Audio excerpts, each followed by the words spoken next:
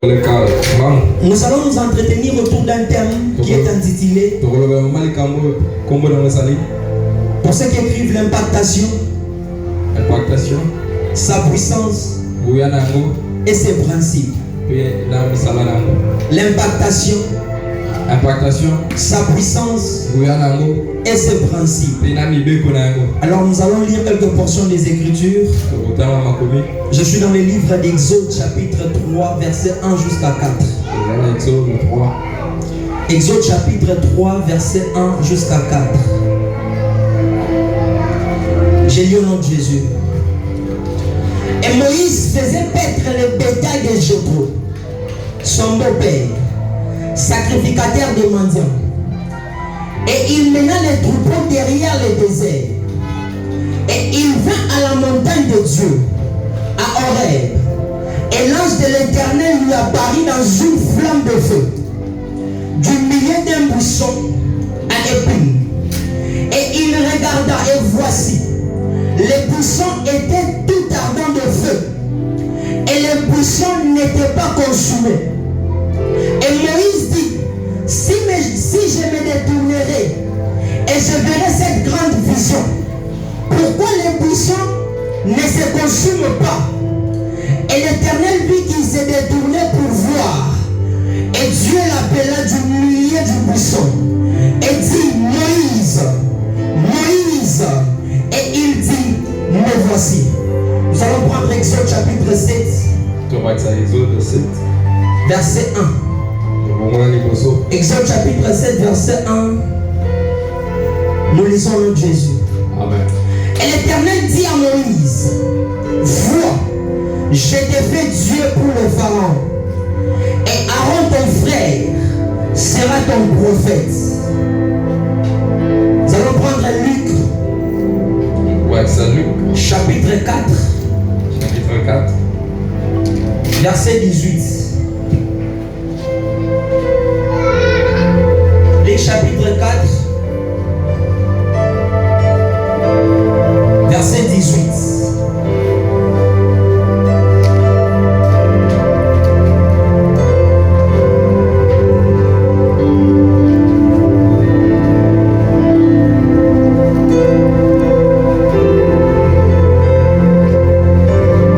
Luc chapitre 4, verset 18.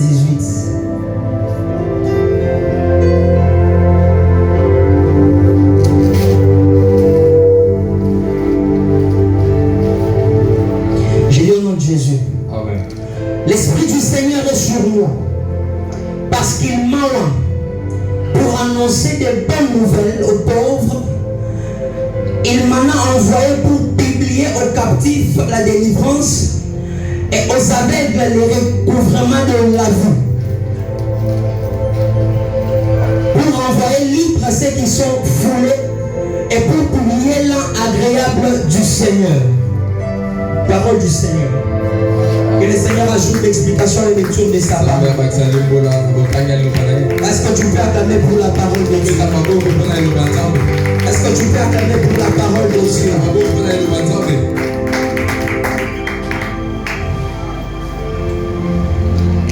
Alors je suis content de te retrouver en ce lieu. Comme j'étais en train de le dire que ce n'est pas pour rien que nous sommes ici. Si tu es en ce lieu, c'est parce que Dieu l'a voulu. Je ne crois pas que tu es ici par concours de circonstances. Avant que je puisse aller loin, j'aimerais préciser quelque chose. C'est que lorsque Dieu convoque son peuple, il prévoit toujours une ressource pour leur vie.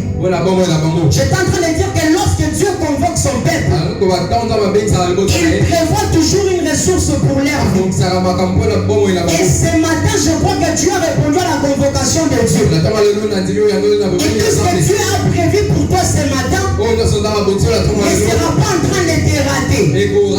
Tu seras en train de vivre effectivement ce que Dieu a prévu pour toi. Je pensais que j'étais en train de parler à quelqu'un.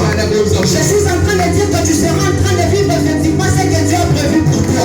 Écoutez bien aimé. Lorsque vous lisez dans le livre de Genèse chapitre 22, Dieu est en train de dire à Abraham, ton unique, celui que tu aimes, tu monteras avec lui à la montagne. Et là, à la montagne, tu auras l'offrir. Mais écoutez, en d'autres termes, Dieu était en train d'appeler Abraham à un culte. La preuve en est qu'Abraham est en train de dire à ses serviteurs, restez ici. Moi et mon fils, nous allons aller adorer. Mais curieusement, lorsqu'Abraham arrive à la montagne, Abraham lève sa main pour égorger son fils. Il y a une voix qui retentit dans le ciel pour dire Abraham ne met pas la main sur l'enfant, car il y a un bélier qui est prévu. Il y a quelque chose qui m'étonne beaucoup. Vous serez d'accord avec moi que le bélier n'est pas un animal de la montagne. Je suis en train de dire que le bélier n'est pas un animal de la montagne. Les béliers, on peut les trouver dans la cité, aux endroits accessibles. Abraham ne peut monter avec les béliers. À la montagne, il s'agissait de 3 personnes. Il s'agissait d'Abraham, son fils, ainsi que Dieu. Si Abraham n'est pas monté avec les béliers, ça veut dire que c'est Dieu qui était monté avec les béliers. Tout ça pour te dire quoi? Sur la face A de la montagne, Abraham était en train de monter avec son fils. Mais sur la face B de la montagne, Dieu était en train de monter avec les béliers. Par là, j'aimerais te dire quelque chose. C'est que lorsque tu es monté enseigné avec tes problèmes, à la face B de ces guides, le Seigneur est en train de monter avec la solution. Je pensais que j'étais en train de parler à quelqu'un. Pendant que tu étais en train de monter ici avec ta maladie, à la face B de ces guides, le Seigneur est en train de prévoir pour toi une guérison. Je pensais que quelqu'un allait me dire amen.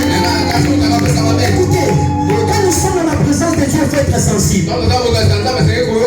J'aime la révélation, mais je préfère plus l'intuition prophétique. Dans ce genre d'atmosphère, lorsqu'on libère la parole, il est possible que tu sois en train de saisir la parole juste par un amen.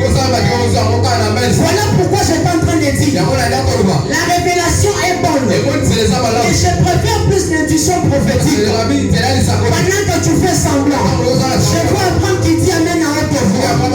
Lorsque vous lisez dans Genèse chapitre 18, la Bible précise que pendant qu'Abraham s'était mis devant le champ de Mamré, il y a 3 personnes qui sont apparues. Mais je ne crois pas que ces 3 personnes, la maison d'Abraham était la première maison par laquelle ces personnes l'ont passé. Mais Abraham, par l'intuition prophétique, il s'est dit que ces personnes ne sont pas les hommes ordinaires. Alors je dois saisir l'opportunité. Abraham se rapproche vers ces personnes. Abraham est en train de dire, ne partez pas, on va vous apporter de l'eau. Puis vous allez vous laver les pieds. Mais quand Abraham est parti, et bien sûr on a apporté de l'eau pour ces hommes, mais on a aussi fait pour eux les gâteaux et la viande pour que ces personnes puissent manger.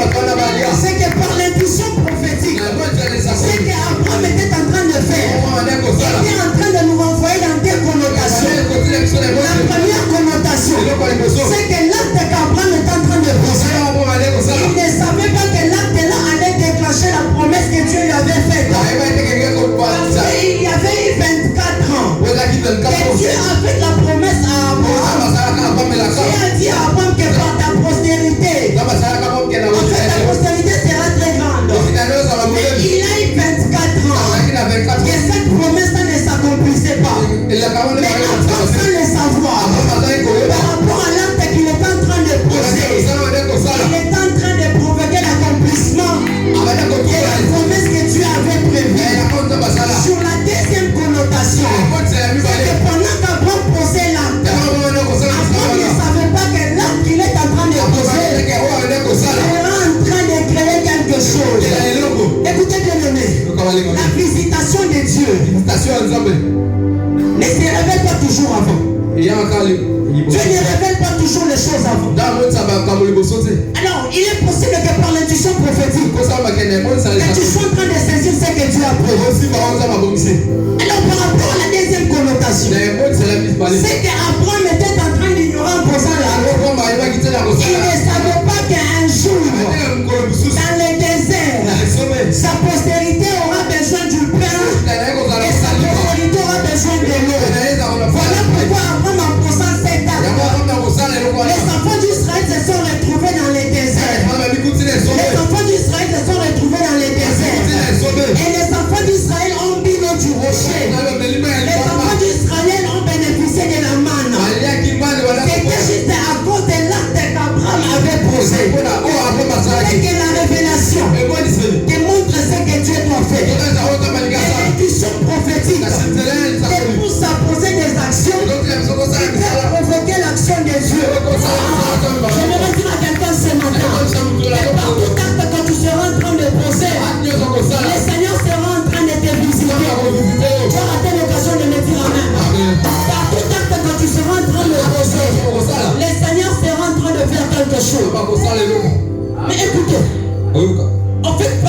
de l'eau. Lorsque vous lisez la Bible très bien, vous allez comprendre que lorsqu'il s'agit par rapport à l'eau, c'était les serviteurs qui avaient apporté à ces personnes-là de l'eau. Mais pour la nourriture, c'est Abraham lui-même qui a donné la nourriture à ces gens. Voilà pourquoi dans les déserts, lorsqu'il fallait que les enfants d'Israël puissent prendre l'eau, Dieu passait par l'intermédiaire qui était les rochers. Mais à ce qui concerne la manne, la Bible déclare que la manne tombait du ciel. Ce qui veut dire que c'est Dieu lui-même qui a servi les enfants d'Israël. Écoute, l'exemple que tu poses dans la présence de Dieu, c'est possible que tu ne sois pas en train de vivre cela. Il est possible que cela soit en train de transcender les générations. Mais si tu ne vivras pas ce que tu as fait pour Dieu, je vais t'informer que tes enfants, en de ce que tu as posé, comme acte dans la présence de Dieu, ta descendance est en train de bénéficier du fruit que tu as posé dans la présence de Dieu. Alléluia. Je parle ici de l'impactation. L'impactation, sa puissance et ses principes. Alors pour ceux qui écrivent, nous allons écrire quelque chose et puis nous allons avancer. Déjà le but de mon message de ce matin est amené l'auditoire à comprendre la portée spirituelle de l'impactation, à discerner sa puissance transformatrice et à saisir les principes divins qui la régissent bien sûr, afin de la vivre pleinement et en devenir des canaux efficaces pour impacter dans les différents domaines. Alors par rapport à notre thème, vous allez très bien remarquer qu'il y a 3 mots-clés. Mais le mot qui va constituer le socle de mon message, c'est l'impactation. Cela ne nous empêche pas d'essayer un peu de définir, pour que nous puissions tous comprendre et que l'on soit en train d'évoluer au même moment. Je vais commencer par les deux premiers concepts. Il y a d'abord la puissance. En fait, ici, la puissance, je n'ai pas voulu définir la puissance selon les dictionnaires. Vu qu'il s'agit ici de la Bible, j'aimerais que nous puissions rester dans la Bible. Nous allons définir la puissance selon les contextes bibliques. Alors pour ceux qui écrivent, dans le contexte biblique, la puissance est la force divine active qui permet de faire la volonté de Dieu et de manifester le royaume de Dieu sur la terre. Nous allons prendre le deuxième mot, les principes. Les principes, ce sont des fondements spirituels ou les lignes directrices données par Dieu lui-même. Je reprends. Les principes sont des fondements spirituels ou les lignes directrices données par Dieu lui-même. Alléluia. Alors nous allons maintenant toucher l'impactation, car c'est ce qui constitue le socle de mon message. En fait, ici l'impactation est une introduction à l'onction. J'étais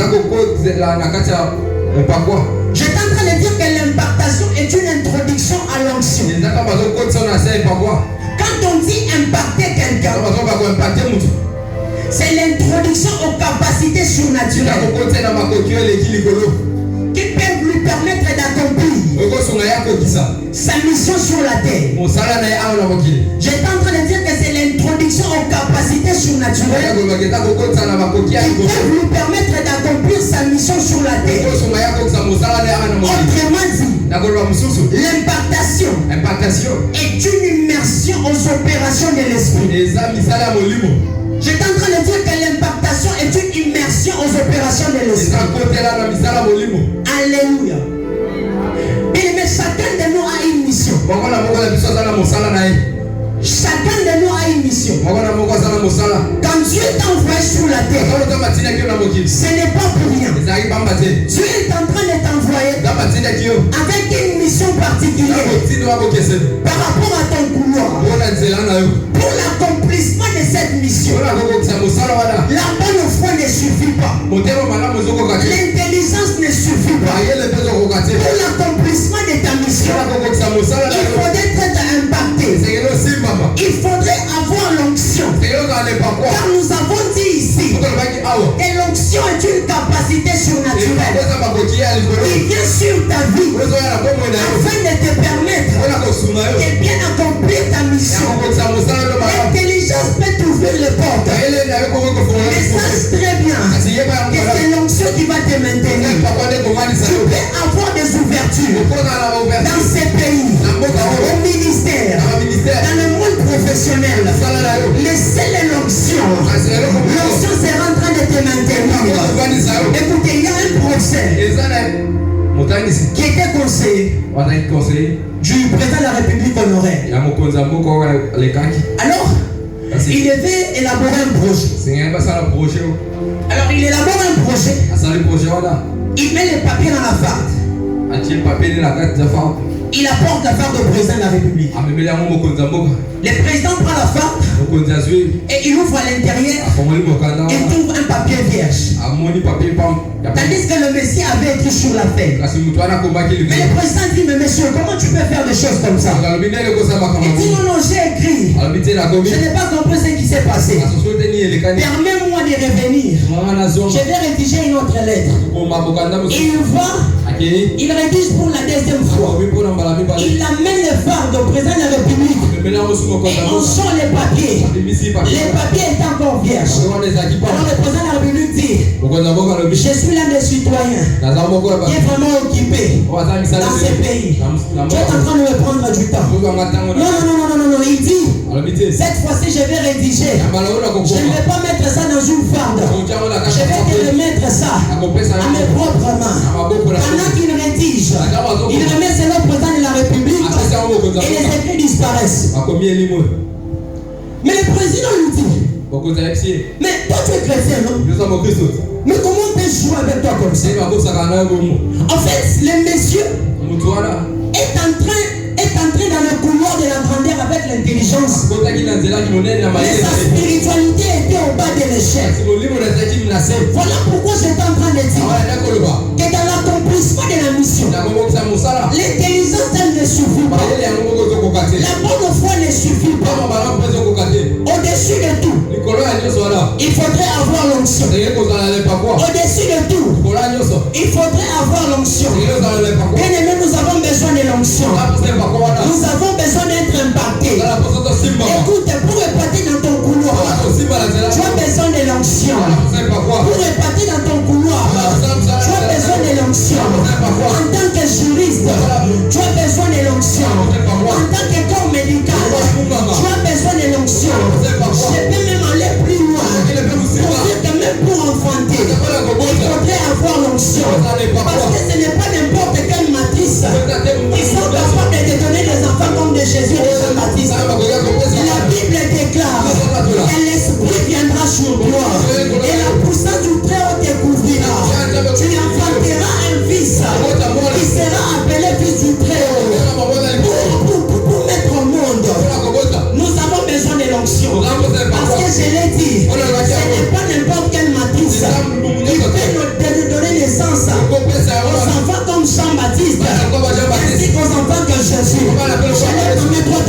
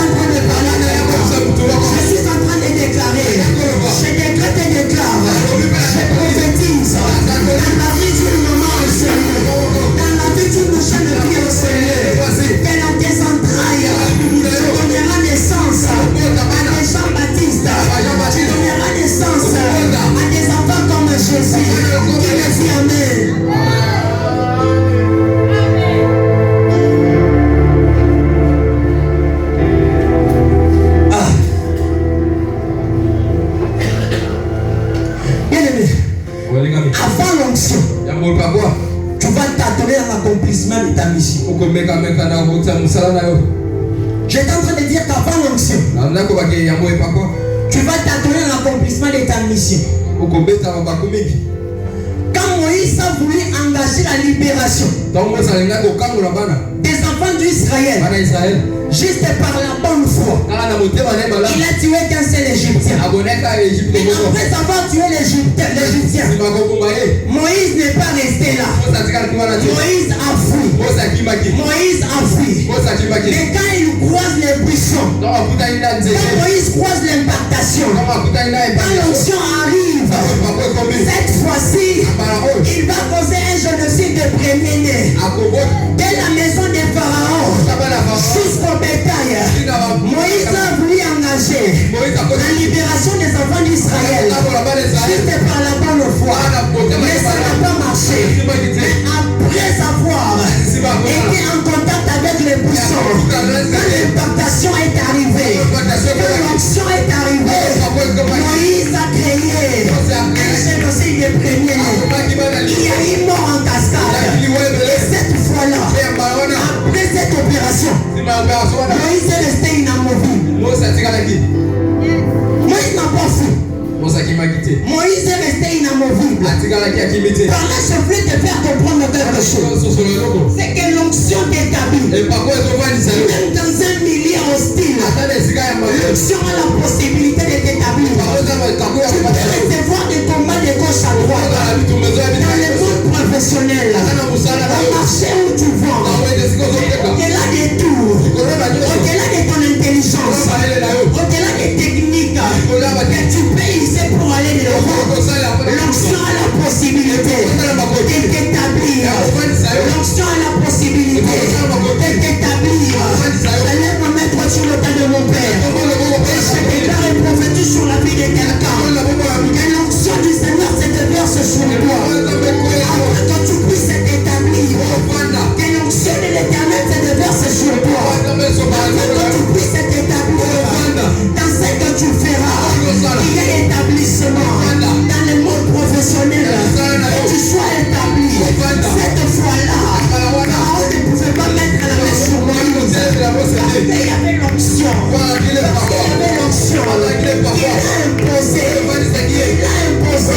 Écoutez, des fois arrêtez de vous plaindre. Oh non, moi on ne m'aime pas. Moi là-bas on ne m'aime pas. On me néglige. C'est aussi pour ce genre de choses que l'onction est donnée. Quand tu as l'onction, ça t'établit. Tu puisses t'aimer ou pas, l'onction va t'établir. Et on t'acceptera tel que tu es. Malgré ce que tu seras, malgré ce que tu peux être, on sera en train de t'accepter. Juste à cause de l'onction qui est sur toi. Juste grâce à l'impactation sur ta vie. Je déclare que tu sois impacté ce matin. Je lève ma main droite et je déclare que tu sois impacté ce matin. Pendant que je suis en train de parler, je crois fermement qu'il y a des Moïse qui sont en train d'entendre l'appel. Ils sont en train d'entendre l'appel de leur mission. Que l'impactation soit ton partage. Que l'onction de Dieu soit ton partage. Impacte dans ton couloir. Impose-toi dans ton couloir. Peu importe le problème, peu importe les combats, l'onction sera en train de t'établir. Que ton onction descende sur moi. Que ton onction descende sur moi. Écoutez bien aimé, c'est qu'il ne pas un culte ordinaire. Pendant que j'étais en train de prier pour ce moment, le Seigneur est en train de me dire, il sera en train d'impacter les vies. Raison pour laquelle je t'ai dit aujourd'hui, la révélation est bonne, mais il est bien que tu puisses user l'intuition prophétique. Parce que par l'intuition, ça sera une action que tu seras en train de poser, mais une action qui peut aussi déclencher l'action de Dieu. Je prie que l'onction de Dieu vienne sur toi. Je prie que tu sois impacté ce matin. Est-ce que tu peux faire ce refrain avec moi?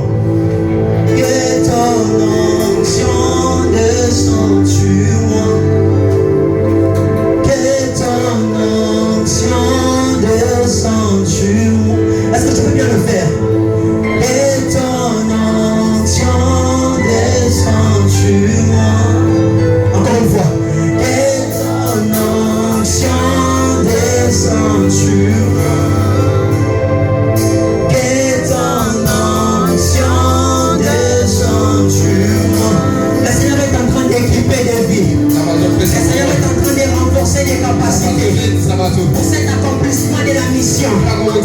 n'as pas juste besoin de l'intelligence. Tu n'as pas juste besoin de l'intelligence. Tu n'as pas besoin d'être meilleur. Mais au-delà de tout, il te faut l'onction. Écoute-moi bien aimé. Avant les buissons, Moïse était appelé le fils de la fille de Pharaon. J'étais en train de dire qu'avant les buissons, Moïse était appelé le fils de la fille de Pharaon. Mais après les buissons, Moïse est devenu Dieu devant Pharaon. Voilà, Dieu est en train de dire dans Exode chapitre 10 que je te ferai Dieu devant Pharaon. Par là, je comprends une chose.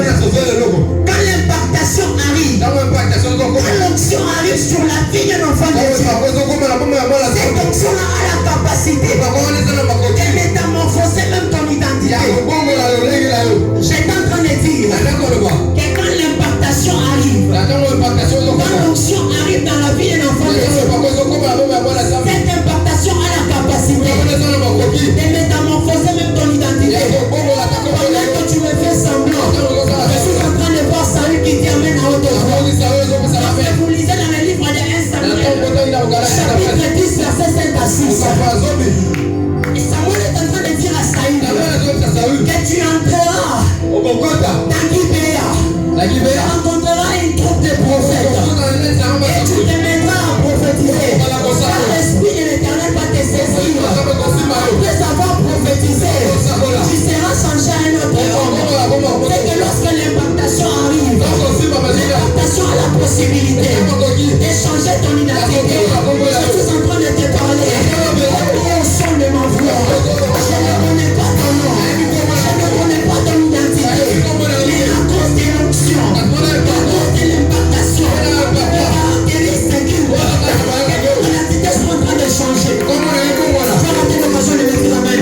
J'étais en train de dire qu'à cause de l'impactation, à cause de l'onction, il est là ce matin, que ton identité soit en train de changer. La Bible déclare que l'esprit de l'Éternel te saisira, te mettra à prophétiser et tu seras changé à un autre homme.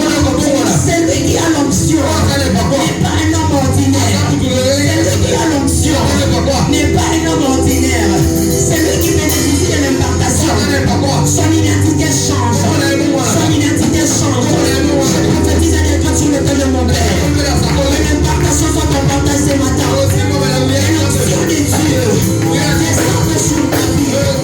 L'impartation soit ton partage ce matin. Et l'onction de Dieu descende sur ta vie.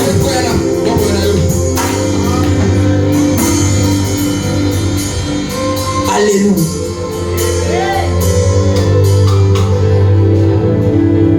Que ton onction descende sur moi.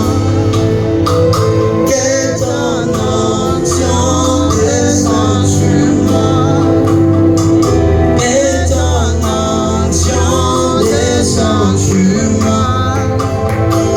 Que ton onction descende sur moi. Écoutez bien aimé. Lorsque l'onction, lorsque l'impactation s'effectue dans la vie de quelqu'un, cette personne-là change. Cette personne-là ne reste pas la même. Papa Daniel, Samson n'était pas costaud. Parce que Samson veut tout simplement dire petit soleil. Mais lorsque l'esprit de Dieu est en train de le saisir, Samson était capable. Samson était capable de déchirer la gueule du lion. Samson était capable de déchirer la gueule du lion. Tout simplement parce qu'il y avait une force surnaturelle qui pouvait se reposer sur lui afin qu'il puisse accomplir ce qu'un homme ne pouvait pas. Écoute, pour certaines choses, tu as besoin de l'onction. Si certaines choses ne marchent pas, recherche l'onction. Si certaines choses ne marchent pas,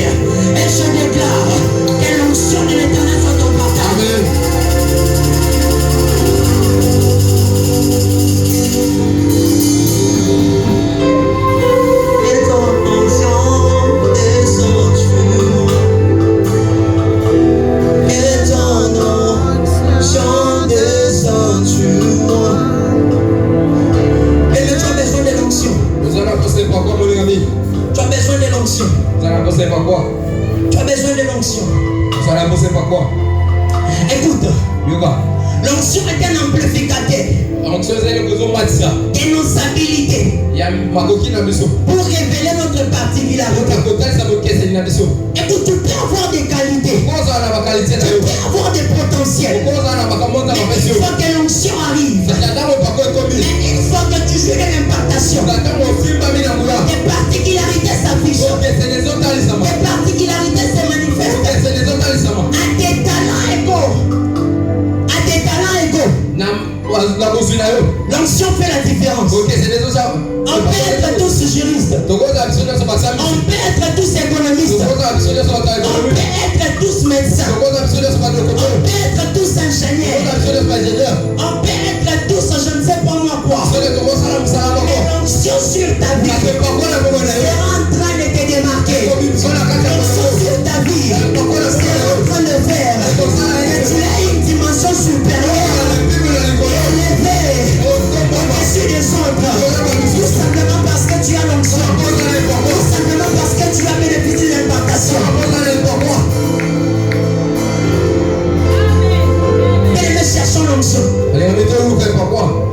Cherchons l'onction. L'onction, c'est le divin. L'onction, c'est le divin. Ou c'est Dieu dans l'humanité. Pour permettre à l'homme d'accomplir ce qu'il pouvait lui-même accomplir. S'il avait les corps que nous avons. Donc l'onction, c'est la divinité de Dieu dans l'humanité qui te permet d'accomplir ce que Dieu lui-même pouvait accomplir s'il avait ton corps à toi. Voilà pourquoi lorsque vous lisez dans Exode, Dieu est en train de dire qu'il a vu la souffrance de son père et lui-même est descendu. Et lorsque vous essayez de vous enseigner, nulle part Dieu descend. Dieu est en train d'envoyer Moïse. Dieu est en train d'envoyer Moïse. C'est que lorsque l'onction arrive dans ta vie, lorsque l'impartation arrive dans ta vie, cette onction a fait de toi un Dieu. Ah, je pensais que je parlais à quelqu'un. Lorsque l'onction arrive, lorsque l'impartation arrive, cette onction a fait de toi un Dieu.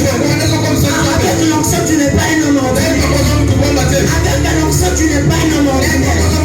Avec l'impartation, tu ne restes pas là. Avec l'onction, tu ne restes pas là. Tu changes. Car Dieu est en train de dire, j'ai vu la souffrance de mon père. Je suis descendu.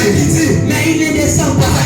Il est en train d'envoyer Moïse. Et avant que Moïse puisse partir, il a fallu que Moïse soit en contact avec le buisson. Il a fallu que Moïse soit impacté. Il a fallu que Moïse puisse recevoir l'onction afin d'accomplir la mission que Dieu lui avait donnée.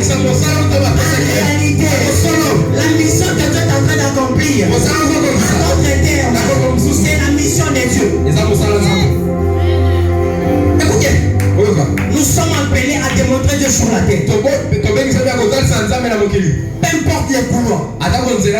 Nous sommes appelés à démontrer Dieu sur la terre. Chaque esprit sur terre a une mission. Et pour cette mission, il te faut l'onction. C'est pourquoi j'ai dit que l'onction, c'est le divin dans l'humanité qui te permet d'accomplir la mission de Dieu. En fait, ça te permet de faire ce que Dieu pouvait faire s'il avait ton corps. C'est pourquoi les hommes sont toujours confondus à Dieu. J'étais en train de dire que c'est pourquoi les hommes sont toujours confondus à Dieu. Plusieurs fois dans la Bible, il y a des personnes que certaines personnes ont tenté d'appeler Dieu. Tout justement à cause de l'onction qui est en train de caractériser leur vie. À cause de la divinité qui se reposait dans eux. Et cela a fait en sorte que certaines personnes puissent confondre avec Dieu. Et les hommes sont toujours confondus avec Dieu. Dieu on ne touche pas. C'est pourquoi d'ailleurs la Bible dit ne touchez pas mais on. C'est pourquoi la Bible dit ne touchez pas. Ne touchez pas mes rois. En fait, quand on dit ne touchez pas mes rois, ce n'est pas le roi qu'on protège. C'est toi qui est en train de protéger. Si on te disait ne touche pas au fait, tu penses que c'est le fait qu'on est en train de protéger. C'est toi qu'on est en train de protéger. Il faut que tu es en contact avec ces faits d'une manière apaisée, d'une manière respectueuse. Il est possible que tu sois frappé. Voilà pourquoi la Bible dit ne touchez pas mes rois. Ce n'est pas le roi qu'on protège.